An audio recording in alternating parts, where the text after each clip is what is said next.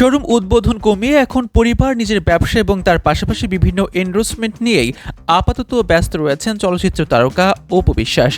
জানালেন সিনেমা নিয়ে বড় রকমের পরিকল্পনা করছেন। অপু বিশ্বাসের কথায় বড় একটি কাজের পরিকল্পনা আছে, জানি না সেটি কতটুকু সফল হবে, এটি এখনই শেয়ার করতে চাই না। পরে দেখা গেল কাজটি হলো না। এদিকে আমি অনেকটাই আনলাকি। এরপর ব্যস্ততা প্রসঙ্গে তিনি বলেন, বিভিন্ন এন্ডোর্সমেন্ট নিয়ে কাজ করছি, এখন শোরুম উদ্বোধন একদম কমিয়ে দিয়েছি, সামনে একটি বড় প্ল্যান আছে।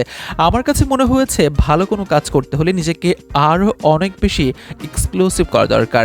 দর্শকরা আমাদেরকে যতটা কম কাছাকাছি পাবে তত বেশি সিনেমা হলে গিয়ে দেখার আগ্রহটা বাড়বে, যেটি অপ্রিয় সত্য হলেও শাকিব খানের ক্ষেত্রে বারবার ঘটে আসছে। শাকিব খানের বরবাদ সিনেমা ঈদে মুক্তি পেতে যাচ্ছে। এ প্রসঙ্গে অপু বললেন, সিনেমাটির ট্রেলার দেখেছি, দুর্দান্ত লেগেছে।